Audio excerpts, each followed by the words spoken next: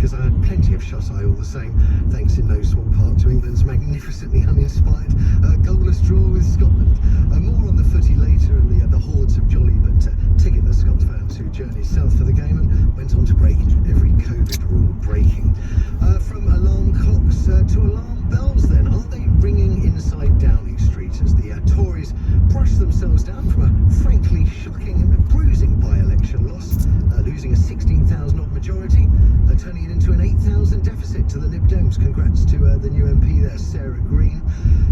It's shocking, I think, because it came so soon after council elections gave Boris a boost, although again, if you look at the southeast, the sort of blue wall in the southeast, maybe the warning signs were there.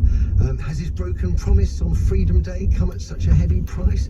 I mean, we're being told that Boris Johnson has been ordered by the sort of Tory grandees to pay more attention to traditional Tory values following this Chesham and Amersham defeat. Something we've been hearing it's not about Boris per se or sort of new look Tories, the sort of Brexiteer Tories. It's more about local issues, HS2 and planning changes, planning reforms which people say are going to give too much power to developers.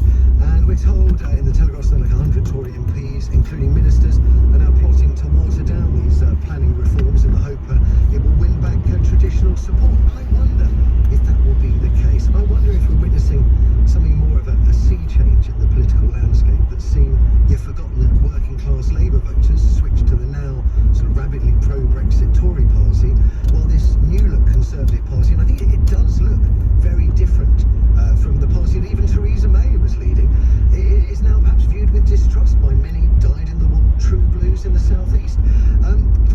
To which point I'd love to hear from you. What do you think is behind that huge swing? 16,000 majority to an 8,000 deficit. 0345 6060 973. That's the number. You can text me on 84850 or tweet me at LBC. I'm delighted to say I'm joined first by Dominic Grieve, a former Attorney General, former Conservative MP for Beaconsfield, until he lost the whip after voting against plans for a no-deal Brexit. And he joins us now. Good morning, Dominic. Good morning. Lovely to speak to you again, and you've been making headlines with your concerns, I think, that have followed this by-election loss for the Tories. I'm simply making the point that it is an extraordinary loss. It was a very Conservative seat in an area which has had, for example, local authority control has been in the hands of the Conservatives in Buckinghamshire continuously since the 1880s, and it adjoins my old constituency.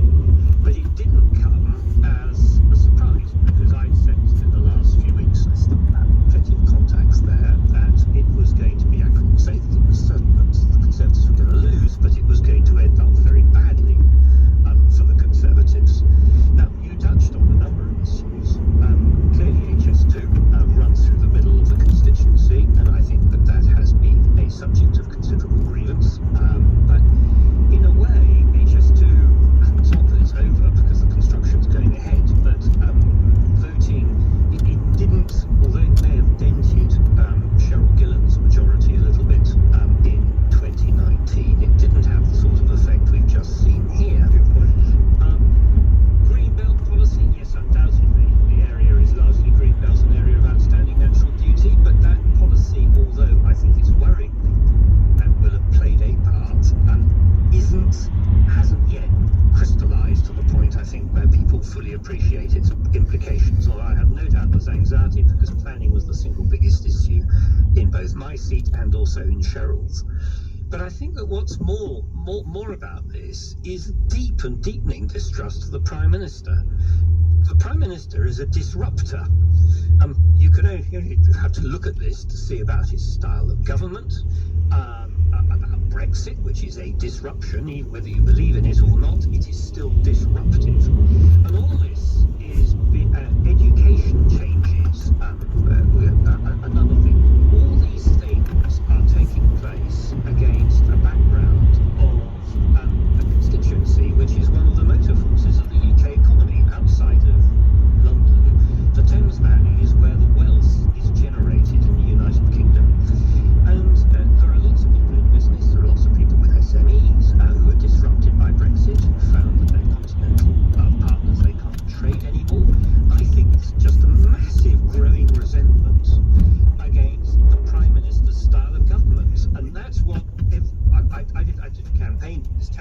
those who did tell me that that is what they picked up on the doorstep. Do you think he's remotely bothered? There was a fascinating editorial in the Observer, I think it must have been just after the council elections, which supposed that essentially there are many more disaffected working class Labour voters who feel forgotten, that are willing to vote for Boris's version of the Conservative Party, than there are disaffected true blue Tories in the South East that will possibly vote against him and vote for the Lib Dems. And therefore, these are seats. I think the Telegraph is talking of possibly 24 Tory seats, safe seats, previously seen safe seats going to the Lib Dems.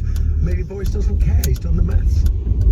It's possible he doesn't care, but this is, I think, what would normally be regarded as Conservative heartland. Oh, for sure. If you start losing your heartland, which really sticks with the party through thick and thin, even in terrible years like 1997, when I was first elected. If you do that, then I think if you start losing that, I think you're potentially in very serious trouble. And it also says something about the philosophy of the party and what its ideology, what it's actually trying to do. Now, sometimes parties need to change. We say Labour needs to change.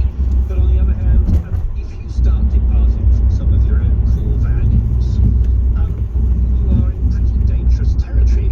One issue, which I have no doubt was having an impact and is having an impact, is that this government is spending a huge amount of public money.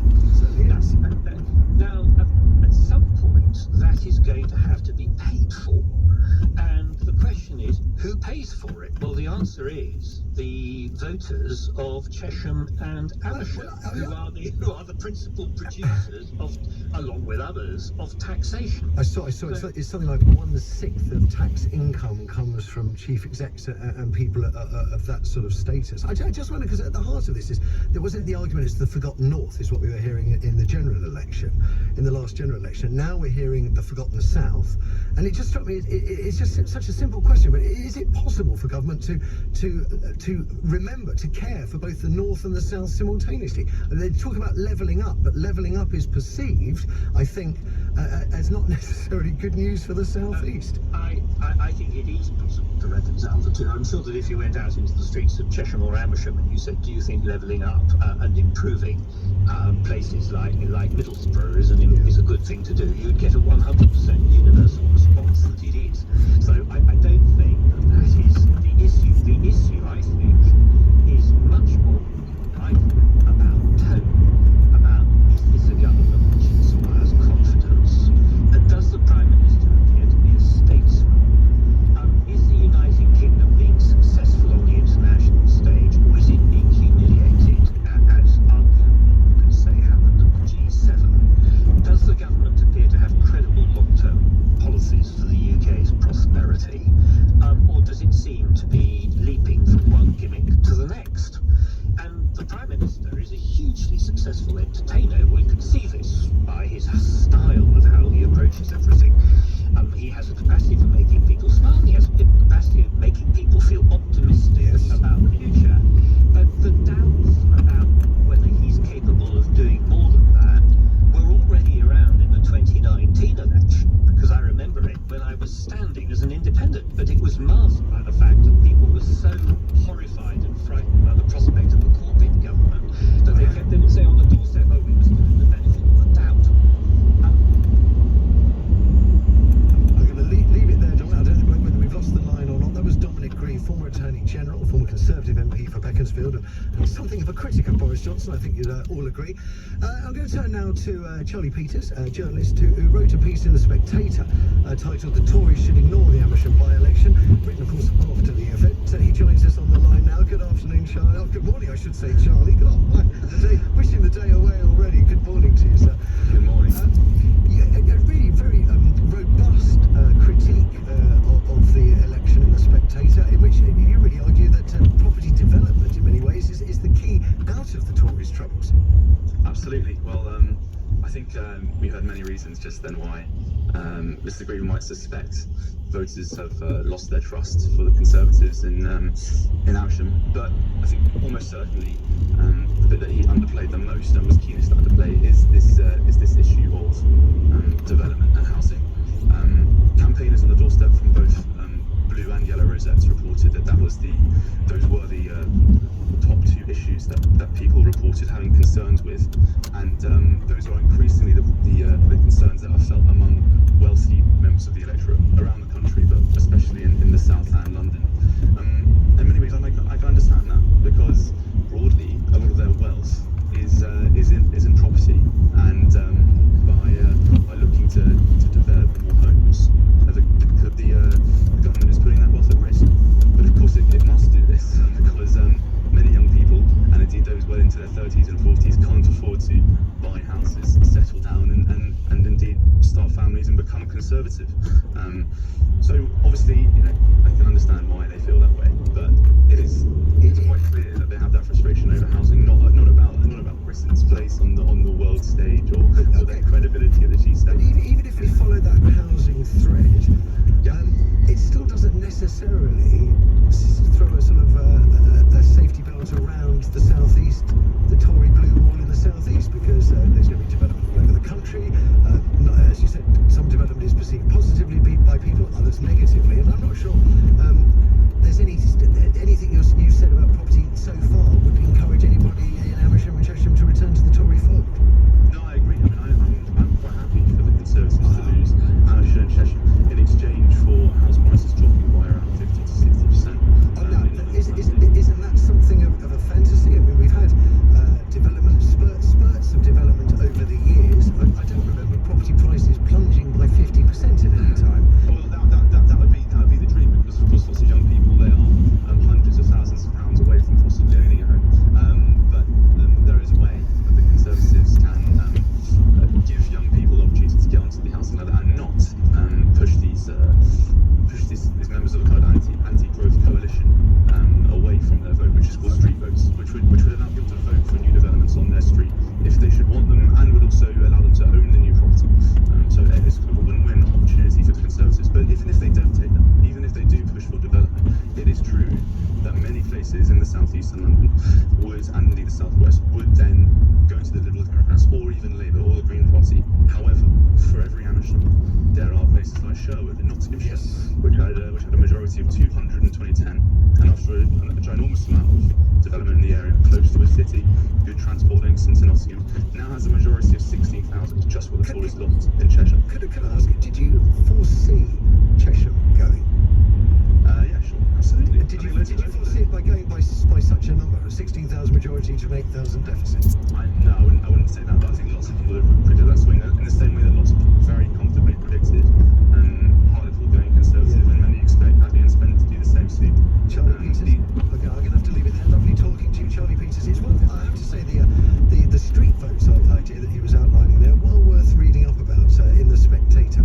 After the break, though, I'm going to be looking at the troubling issue of rape, the apology that came out from ministers following a report unveiling the shockingly low levels of rape prosecutions was published. And I mean, they've always been bad, but they're now so much worse. Prosecutions, convictions for adult rape have fallen by 62% and 47% respectively over the last 5 years. MPs say they are deeply ashamed and have vowed to do better. Do you think they will? We'll be discussing this after the news headlines with Dominic Ellis. 26 people have been arrested in central London after football fans crowded into Leicester Square following England and Scotland's Euro 2020 match. COVID vaccination resources are being increased today in England as health officials hope thousands of young people take advantage of being able to book their first dose. Boris Johnson is under increased pressure to rethink his proposed reforms to the planning system in England after his party suffered a shock defeat in the Chesham and Amersham by-election. And the weather, a mixture of sunny spells and cloud for many today. A few showers are likely to develop in northern and western areas. Some heavy showers across the southeast. A high of 20 degrees. LBC Travel, I'm Katie Tyler. The M4 is shut for roadworks again this weekend in both directions between junction 6 for Slough and 5 for Langley. In Limehouse, it's slow on the highway, that's westbound towards Schoolhouse Lane because of an accident. The road is partially blocked. On the underground, because of engineering works, buses are running instead of trains on the district line between Tower Hill and Barking. On the Piccadilly line between South Harrow and Uxbridge.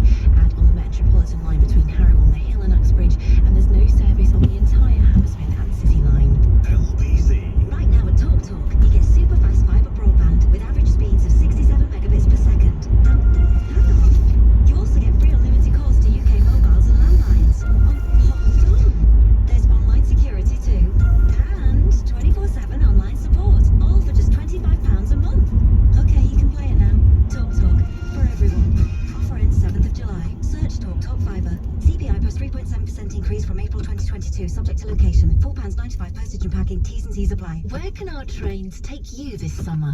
Whether it's a much-needed catch-up with friends or a family day out. Our advance tickets are now available throughout summer. To get you there safely, we're cleaning our trains before, during and after your journey. Remember to book ahead for your socially distant seat via our app or on avantiwestcoast.co.uk. Avanti West Coast, wherever you're going, we're right there with you. Expedia presents a tribute to that special someone you never leave home without. Your bestie, BFF, your buddy old pal, brother from another mother or sister from another mister, partner in crime and your ride or die. Whatever you call them, everywhere's better when you travel together. That's why, like a great companion, Expedia has your back throughout your journey with flexible options all in one app. Flexible options on selected hotels, terms apply, add-on protected. Ever thought about the potential of beetroot? This member of the humble root vegetable family is not as humble as it may seem. It's a source of potassium which helps keep your muscles healthy. Plus it's used in crop rotations which helps keep the soil and our planet healthy too. So tonight, let's eat like the world depends on it. One beetroot burger at a time. Sainsbury's, helping everyone eat better. To learn about how beetroot can benefit your health and the planet, visit about.sainsbury's.co.uk/helping everyone eat better. Excuse me, is there a cash point near here? Of course, end of this street. Exactly 48 steps for someone 5'11" with size 10 feet. Then turn 90 degrees counterclockwise and continue for 341 meters. That's 372.922 yards in all running. Then Precise. We pride ourselves on being precise. Really precise. Engineering innovative technology into every lens we make. All subtly engraved with our signature hallmark. Size lenses. Precision you can see. Available at Boots Opticians. this is LBC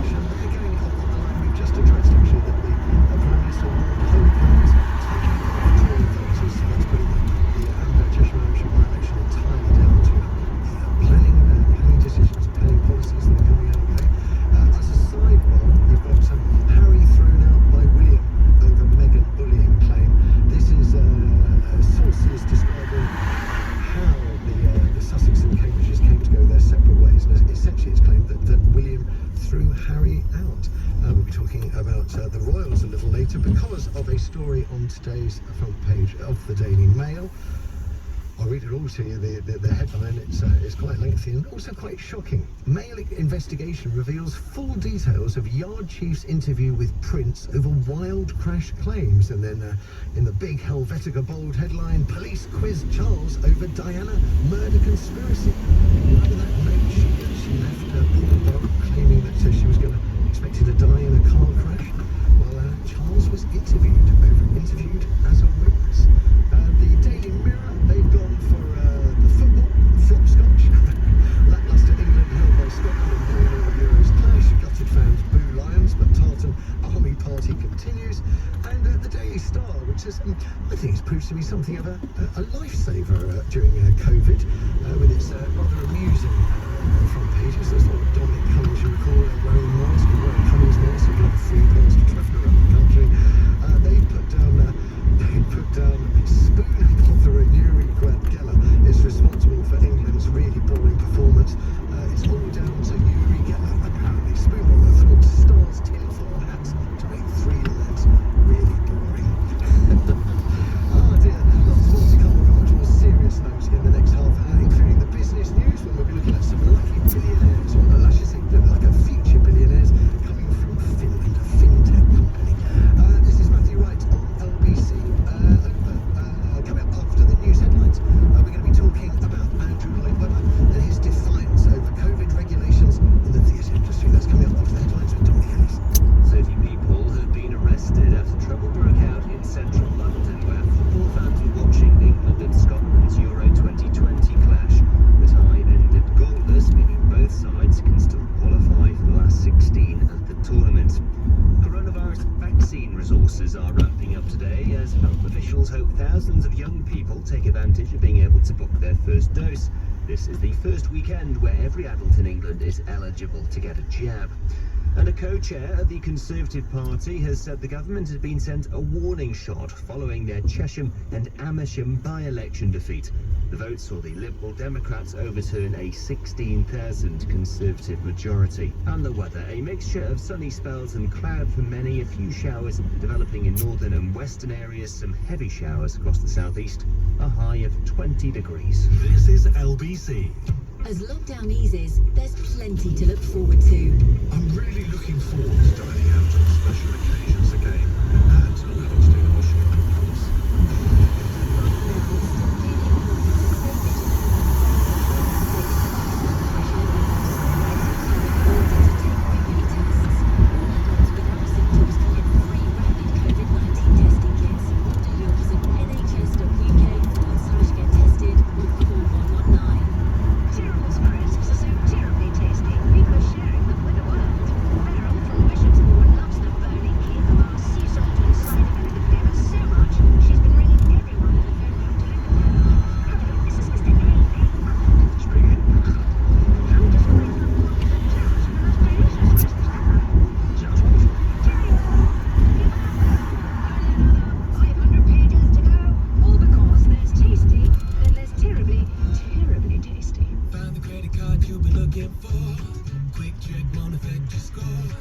it's a yes. No need to guess with an Ocean credit card. With a credit limit up to £1,500. Check if you're eligible for an Ocean credit card. It only takes a minute. Intelligent Lending Limited is a credit broker. Capital One exclusive lender. Representative 39.9% APR variable. No annual fee. Get a credit limit of up to £1,500. Visit ocean.co.uk. At Honda, we listen to drivers for inspiration, even when they see things we can't play on the radio. Like when a pulls out without indicating, or when a crosses the road without checking first, or when a doesn't understand how a roundabout works. That's why we developed a collision sensor system, which detects risks and automatically brakes.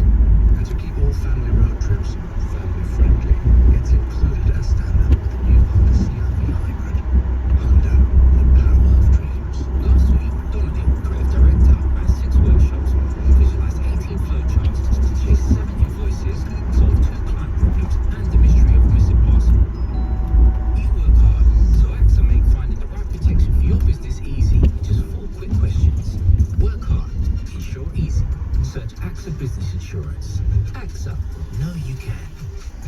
Insurance UK